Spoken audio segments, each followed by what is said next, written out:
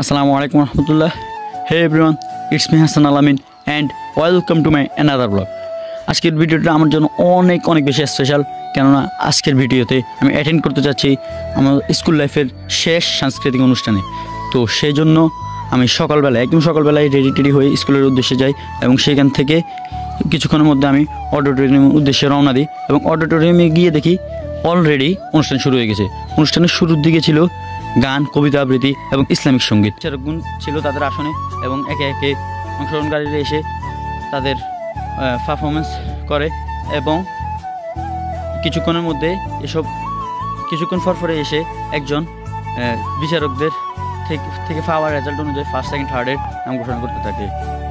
তো এইভাবে কিছুক্ষণ চলার পর মোটামুটি আসে দলীয় ইভেন্টগুলো এবং দলীয় ইভেন্টগুলোতে থাকে নৃত্য, অভিনয়। এগুলো আর নৃত্য, অভিনয় আমাদের একটা অভিনয় ছিল, সেজন্য আমি বেশিক্ষণ আর অডিটোরিয়ামে থেকে এগুলো উপভোগ করতে পারি নাই। সেজন্য আমি চলে যাই একদম একটা ক্লাসরুমে পিছনের দিকে, যেখানে থেকে আমরা রেডি হচ্ছিলাম, প্রস্তুতি গ্রহণ করছিলাম আমাদের নাটকের জন্য। আমাদের নাটক থাকার কারণে মূলত অনুষ্ঠানটা আমি আর বেশি উপভোগ করতে পারি না। যে ফুটেজগুলো আমি কালেক্ট করতে হয়েছে আমার অন্যান্য বন্ধুদের থেকে। সো দ্যাটস ওয়াই একটু পরে আমাদের নামও চলে আসে অনুষ্ঠানের এবং অনুষ্ঠানে গিয়ে আমরা আমাদের প্রথম একটু সবাই আমরা নার্ভাস ছিলাম। আমি ছাড়া বাকি সবাই এখন ফার্স্টবারের মতো তারা মঞ্চ নাটক করতে যাচ্ছে, কিন্তু আমরা অনেকবার রিহার্সাল করেছি। সো আমাদের নিজেদের প্রতি কনফিডেন্সও ছিল এবং একটু পরে আমরা যখন আমাদের নাটক শুরু করি, আমরা মোটামুটি একদম সব থেকে বেশি আমরা দর্শকদের থেকে উৎসাহ পাইতেছিলাম এবং দর্শকরা আমাদেরটা অনেক বেশি এনজয় করেছে, সেটা আমরা দেখে বুঝতেছিলাম। একটু পর রেজাল্ট অনুযায়ী আমাদের নাটকটা ফার্স্ট হয়, আলহামদুলিল্লাহ। এবং থ্যাংক ইউ জানাচ্ছি আমার সকল ক্লাসমেটকে, যারা মঞ্চে উঠে না কিন্তু মঞ্চের পিছন থেকে আমাদেরকে সেমভাবে উৎসাহিত করতেছিল এবং তাদের কারণে হয়তো জিনিসটা এত বেশি সুন্দর হয়েছে।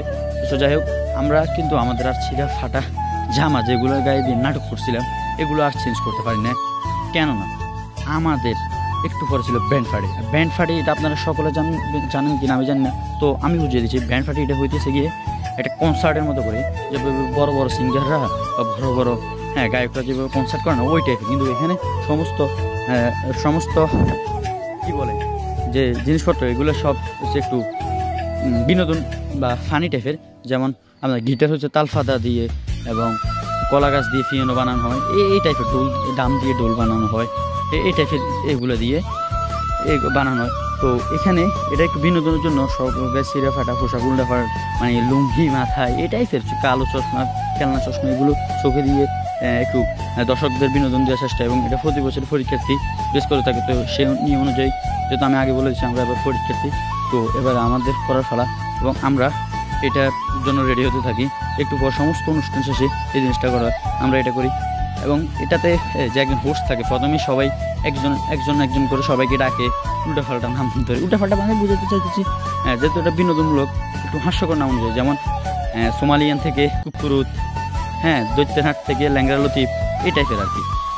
তো এটা ছিল আমার, সেজন্য আমার আরেকটু বেশি নার্ভাস লাগতেছিল। যাই হোক, আমরা খুব খারাপ হয়নি, যদি ভালো না হয় কিরকম হয়েছে জানি, কিন্তু খুব একটা খারাপ হয়নি, মোটামুটি ভালো কিছু একটা দিতে পেরেছি এবং দর্শকরা মনে হচ্ছে এটা এনজয় করেছে। দ্যাটস একটু পরে আমরা এই অনুষ্ঠান থেকে নেমে যেত, আমাদের সকলের গায়ের অবস্থা একদম খারাপ ছিল। কিরকম খারাপ ছিল, যেমন আমরা উল্টাপাল্টা বলছিলাম না, সিরা ফাটা পোশাক এগুলো ফাল্টি হাত মুখ দিয়ে আমরা রেডি হই এবং